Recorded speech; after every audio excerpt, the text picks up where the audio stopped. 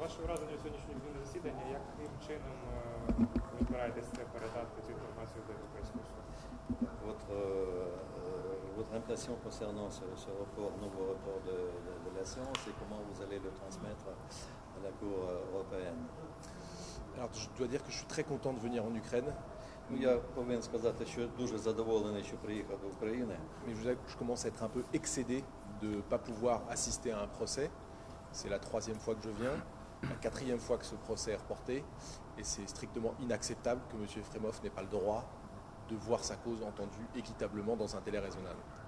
З одного боку, я задоволений, що приїжджаю з України, але з іншого боку, я дуже розчарований, що я вже 3-й раз прилітаю до України і я не маю змоги брати участь у засіданні суду. І пан Єфремов, я бачу, що пан Єфремов не має змоги, не має доступу до правосуддя, справедливого суду.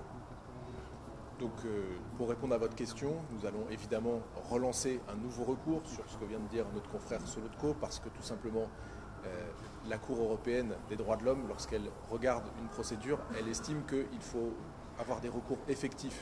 Il ne suffit pas d'aller devant la Cour d'appel et d'attendre des mois que la Cour d'appel réunisse 5 juges. Si les 5 juges ne sont pas en mesure de le juger, il faut en trouver de nouveaux, c'est ce qu'a dit notre confrère Solotko. Donc ça, c'est une violation caractérisée de la Convention européenne des droits de l'homme. І ми знову звернемось з оскарженням, тому що ми вважаємо, що якраз цей переніс на четвертий раз – це несправедливо, тому що особа має право на справедливий суд, і якщо не можуть зібратися 5 суддів вже декілька разів, то можливо, як мій колега пан Солодько говорив, що можливо потрібно перерозподілити цю справу і призначити інших суддів. De mon point de vue, il ne suffit pas de faire de M. Efremov un bouc émissaire des problèmes de l'Ukraine. À un moment donné, il faut être en capacité de le juger et de le juger convenablement, conformément aux règles du droit européen. Et aujourd'hui, ça n'est pas le cas. Aujourd'hui, encore une fois, on va repousser sans certitude 17 janvier, pourquoi pas 13 mars, pourquoi pas 22 juin, le procès de M. Efremov.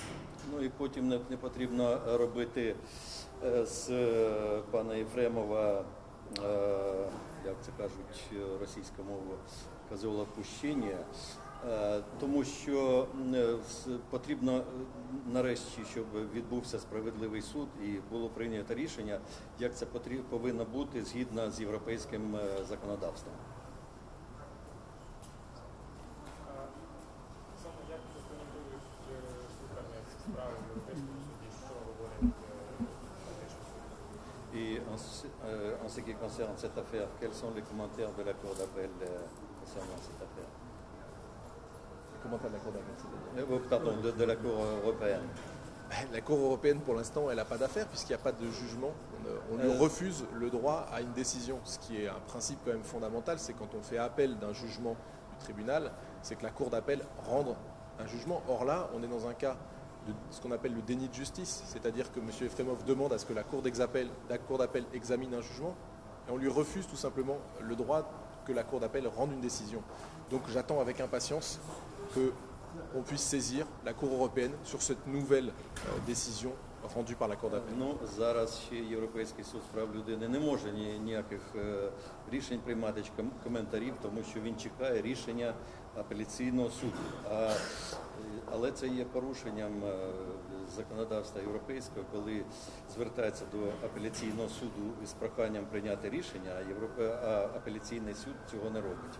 Це дуже серйозне порушення вважається в європейському законодавстві.